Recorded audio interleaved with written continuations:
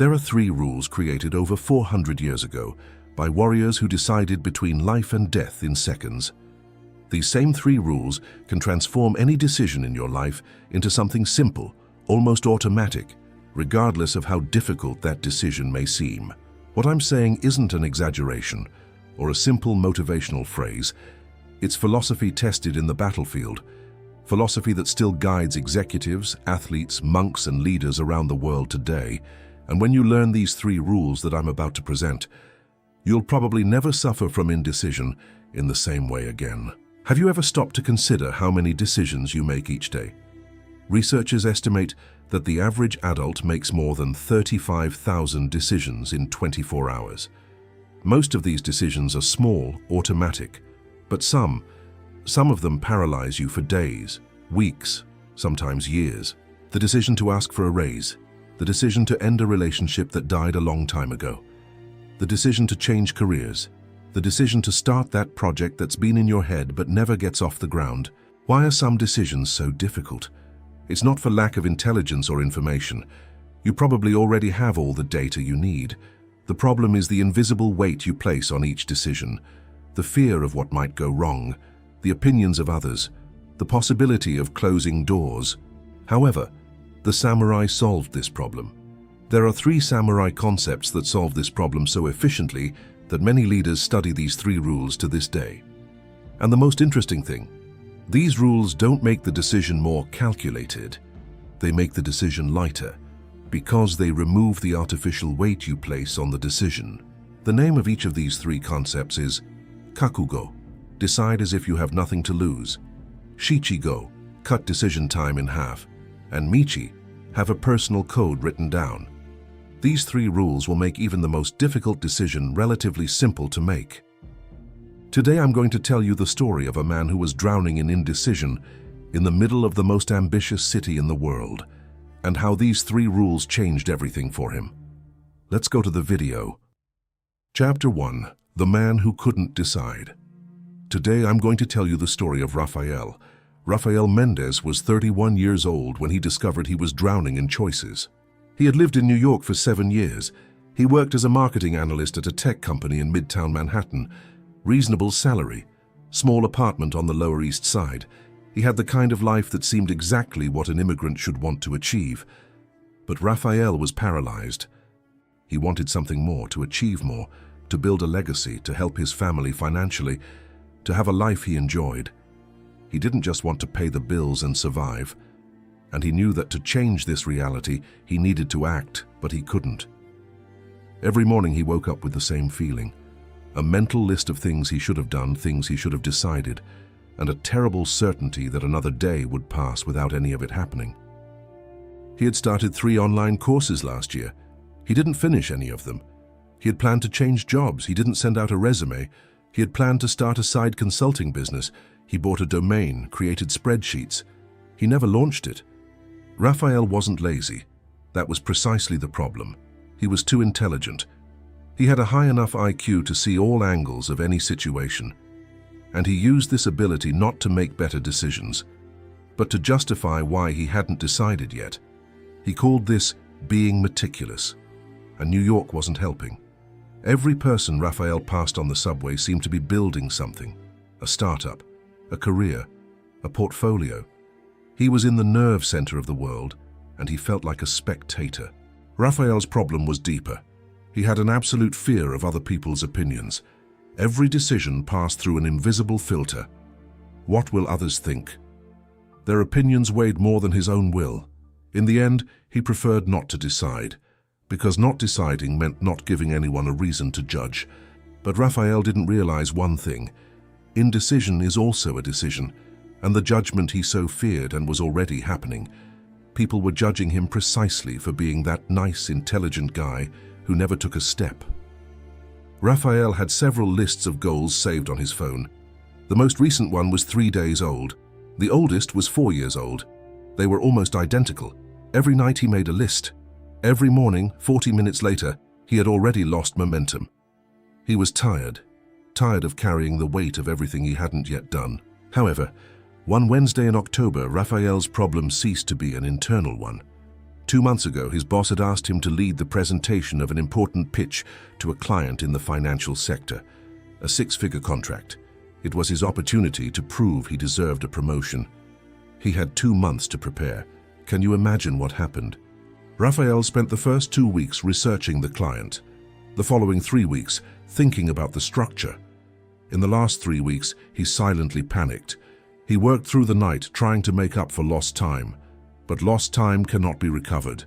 Lost time only becomes evidence. On the day of the presentation, Raphael arrived with incomplete slides, outdated data, and a confusing structure. When the client asked 3 technical questions, he couldn't answer any of them properly. That afternoon, the boss called Raphael into his office. He didn't yell, but he said something Raphael would never forget. "Raphael, you're intelligent. Maybe the most intelligent person on the team, but that's not enough. Here in New York, there's no reward for having ideas in your head. There's a reward for getting the ideas out of your head. And you don't get them out." Raphael left the office at 5 in the afternoon. He wandered aimlessly for almost 2 hours. Without realizing it, his feet had taken him to the East Village, to a narrow street where, a few months earlier, he had discovered a small ramen restaurant hidden between 2 taller buildings. The place was simply called Takeru's, and Raphael went in without thinking, downcast, defeated, without any idea that that dinner would be the turning point in his life. The restaurant had 12 seats, dark wooden walls worn by years, soft yellow light, the smell of bone broth simmering for hours, and behind the counter, as always, was Takeru. Takeru was 73 years old, small, thin, with short white hair, calm movements. He had opened the restaurant in 1978, 47 years serving ramen, no employees. He did everything himself. Why was he still working at 73 years old? Raphael had once asked. Takeru had replied with a smile, "Because it's my ikigai, my reason for getting up in the morning, serving people with bowls that carry 47 years of practice. Why would I stop?" That Thursday, Raphael sat on the corner bench. Takeru looked at him and noticed immediately. "You don't seem well today, my friend." "Tough day, Takeru." The old man didn't insist. He began to prepare a bowl. When he placed it in front of him, he stood still, his hands on the counter. "Can I tell you a story while you eat?" Raphael nodded. "When I was 24, I worked in an office in Tokyo, investment banking, high salary, career on the rise. But I woke up every day feeling dead. I knew I wanted to open a restaurant, but I couldn't decide. I thought, what if it goes wrong? What if my parents judge me? What if I lose everything I've built?" Raphael stopped eating. He was listening. "I spent years thinking, years, until my grandfather, who was a descendant of samurai, fell ill. He called me to talk before he died, and he told me 3 rules. Raphael asked almost voicelessly, "What rules?" Takeru smiled.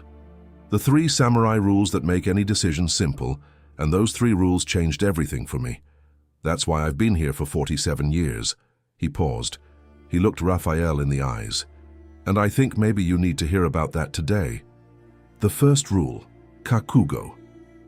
"The first rule," Takeru began, "is called Kakugo. In English, it would be something like total resolution. But a perfect translation doesn't exist, because Kakugo isn't just a word, it's a state of mind. Before entering any battle, the samurai did something that seems insane to us today. He accepted his own death, not in the literal sense, but in the mental sense. He would say to himself, 'I am already dead. This battle is not about surviving. It's about doing the right thing.'" Raphael frowned. "But that sounds like defeatism." "On the contrary, it's total freedom. When you're afraid of losing something, that fear distorts your decision. You don't decide what's right. You decide what protects what you have. But if you've already accepted that you can lose everything, then the fear disappears. And without fear, only one question remains: what is the right thing to do?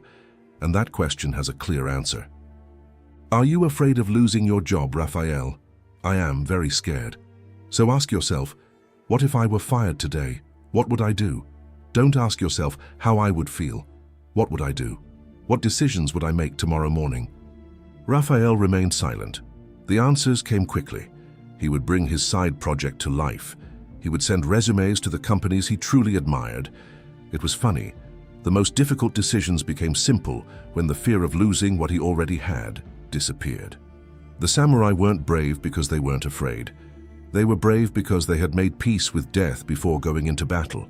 And you need to make peace with loss before making any important decision in your life. Understand that I'm not saying you need to be reckless. I'm saying that everything in life involves risk, and you can't let that risk paralyze you. There is no such thing as complete stability, so don't let that trap you. You could be working for the same company for over 10 years, and still one day they might fire you, simply because you stopped producing like you used to, or because they're supposedly cutting costs. Many people cling to this illusion. Many say to themselves, "It's better to have the little that's already guaranteed than the much that I still need to achieve." Those who think this way need to understand that they will have to live resignedly when they reach 60 and realize they haven't accomplished anything they ever dreamed of. So if you want to achieve something greater, don't be reckless, especially if you have a family, but calculate the risks, understand that stability doesn't exist, get qualified, put on your armor, and act. Raphael left the restaurant that night with his head spinning. That same night, instead of making another list, he did something different. He took a blank sheet of paper and wrote at the top, "What if I were fired tomorrow?" And he began to list everything he would do. When he finished, he looked at the list and realized something. Almost none of the things he would do if he were fired, he was doing now, while employed. Security had become his poison. The next morning, he woke up early. He opened his laptop and did one thing. He sent 3 resumes to 3 companies where he really wanted to work. He didn't write perfect cover letters. He just sent them. It was the first real decision he'd made in months. A week later, Raphael returned to Takeru's. This time, the old man had invited him for tea after work on a Saturday afternoon. There's more to talk about. Kakugo is only the first rule.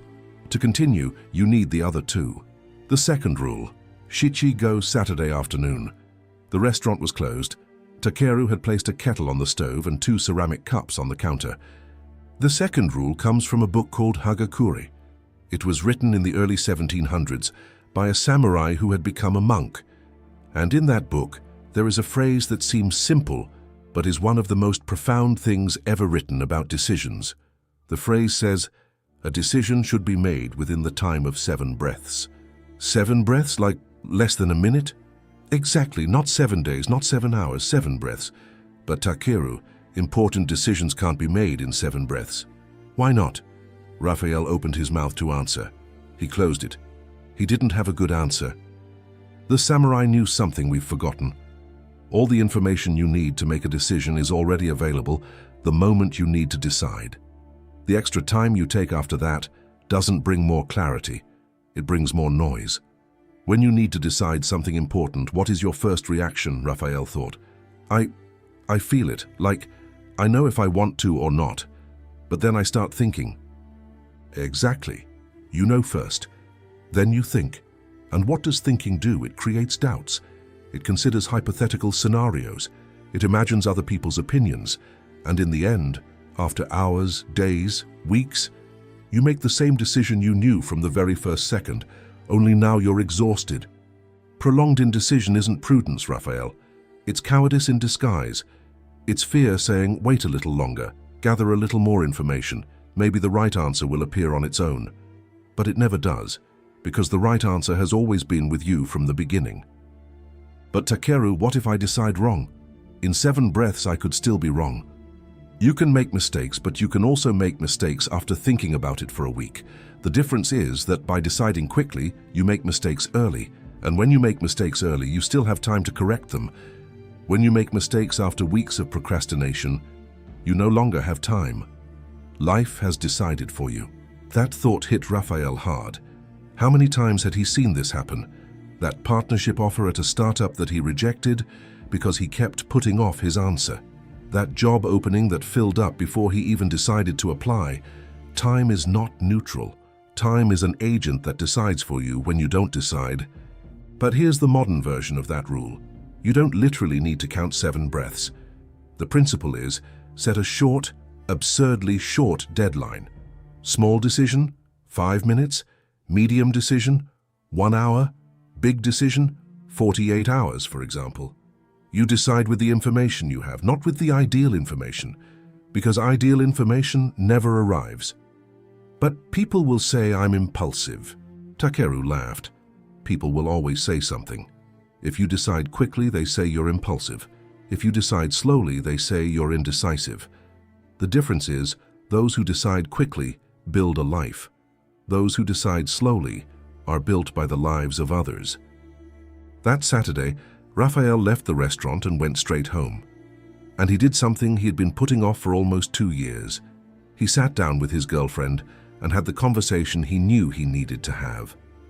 It wasn't easy. It was painful. But in 40 minutes it was done. 40 minutes to resolve 2 years of indecision. He slept that night with a feeling he hadn't had in years. Lightness.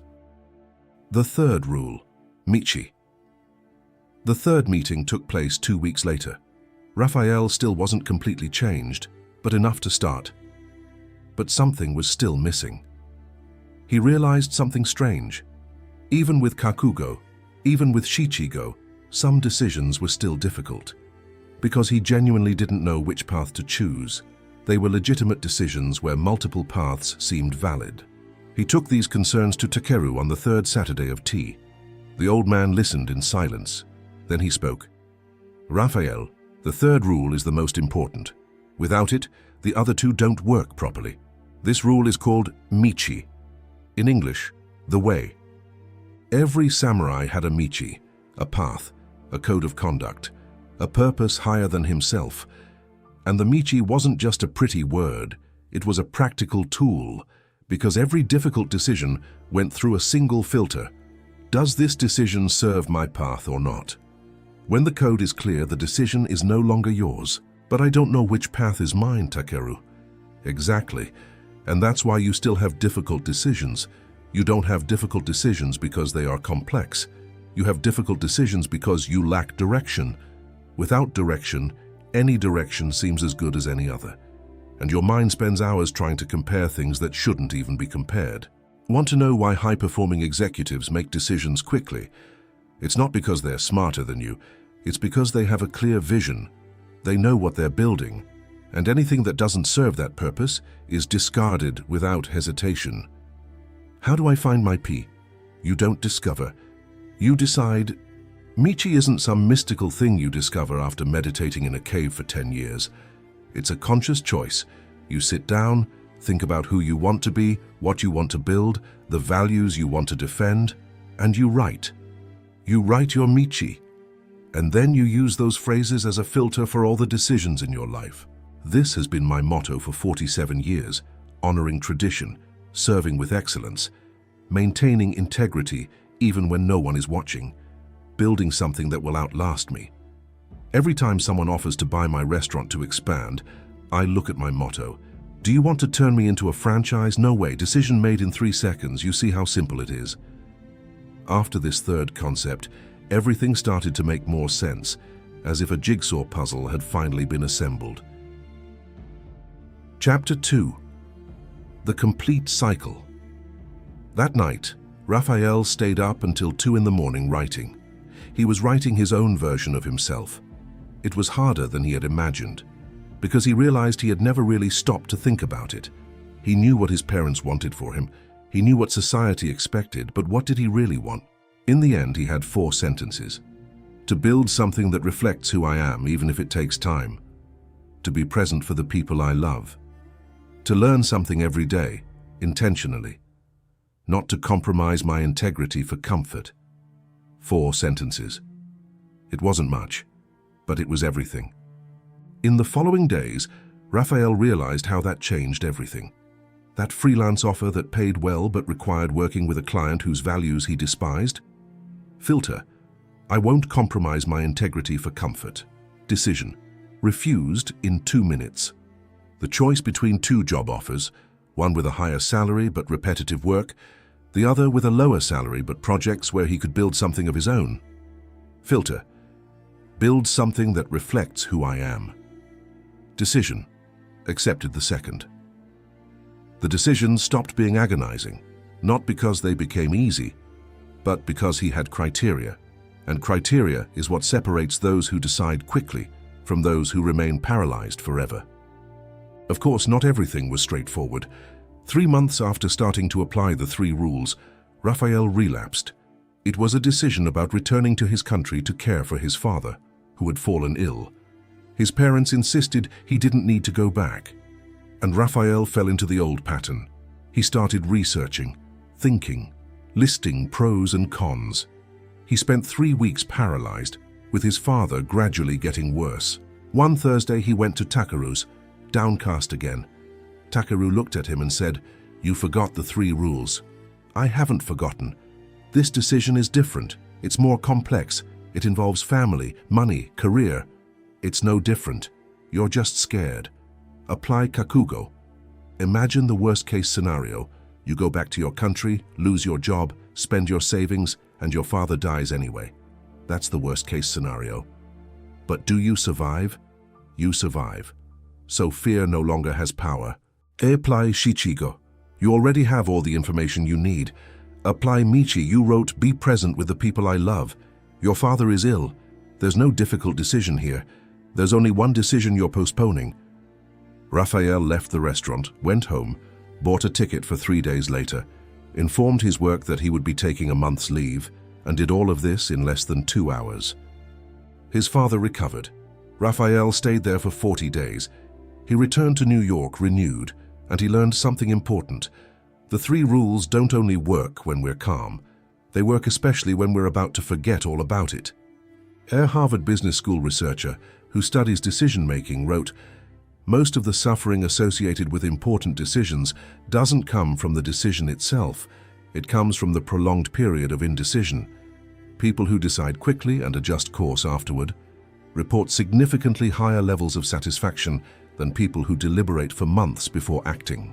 Another study published in the Journal of Personality and Social Psychology analyzed hundreds of adults who changed careers after age 30.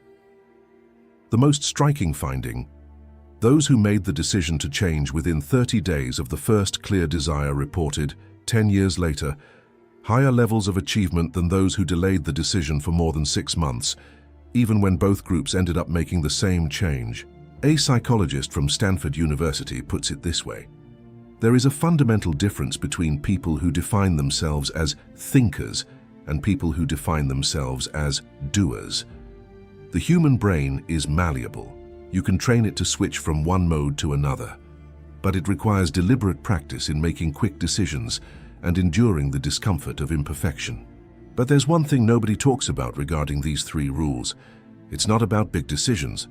Most people think they learn about decision-making to use in the big moments of life.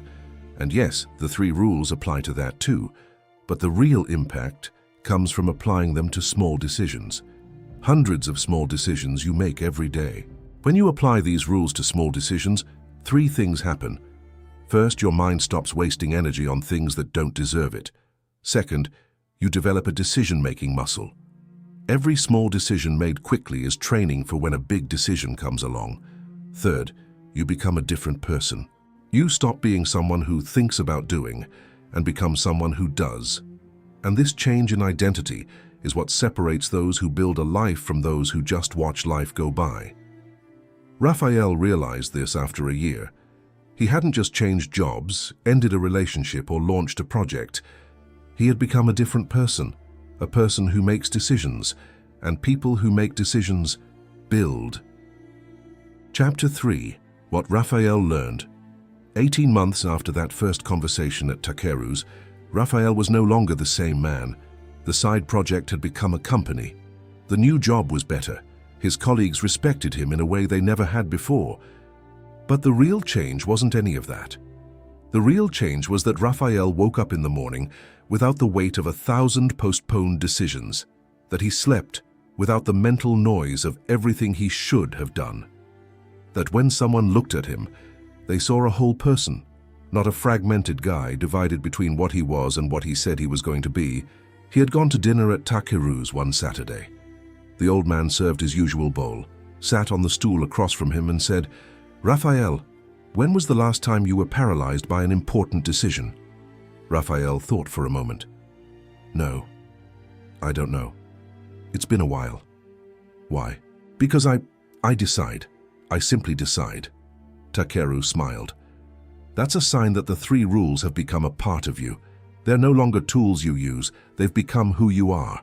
And when something becomes your identity, you no longer need to remember to apply it. You just live.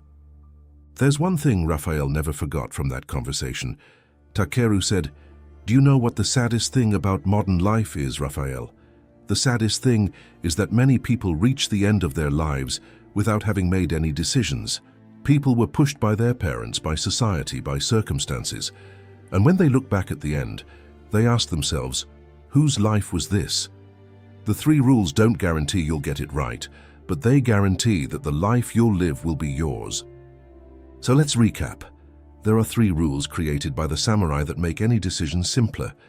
The first rule is Kakugo, total resolution. Before every important decision, mentally accept the worst-case scenario. Ask yourself, what if I lose everything? What if it all goes completely wrong? When you make peace with loss before deciding, fear loses its power to distort your choice. Without fear, only one question remains. What is the right thing to do? And that question always has a clear answer. The second rule is Shiigo, 7 breaths. Set short deadlines for your decisions. Shorter than feels comfortable. Small decision, 5 minutes. Medium decision, 1 hour. Big decision, 48 hours maximum. Prolonged indecision is not prudence, it's disguised cowardice. And extra time rarely brings clarity, it brings more noise. The third rule is Michii, the way. Write your personal code. 3 or 4 sentences about who you want to be, what you want to build, and the values you want to uphold. Then use those sentences as a filter for all important decisions.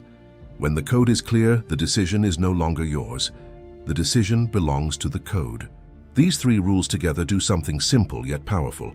They remove the artificial weight you place on every decision. The fear of loss, the paralysis caused by time, the lack of criteria. And when that weight disappears, deciding becomes natural, almost mechanical. As Takeru told Raphael, the 3 rules don't make the decision right. They make the decision yours. And a life made of your own decisions is a life worth living.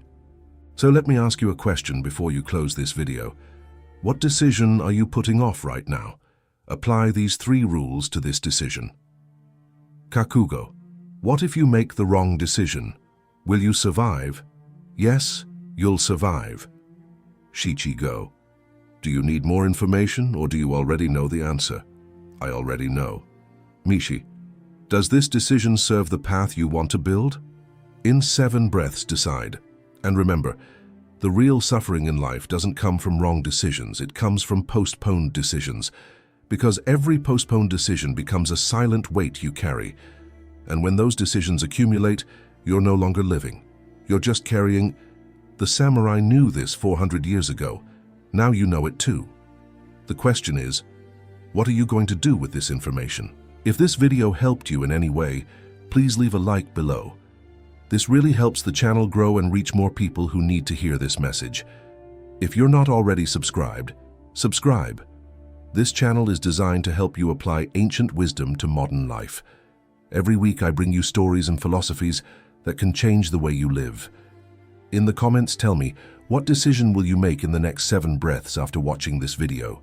If you enjoyed this video, I invite you to watch the one that's appearing on your screen.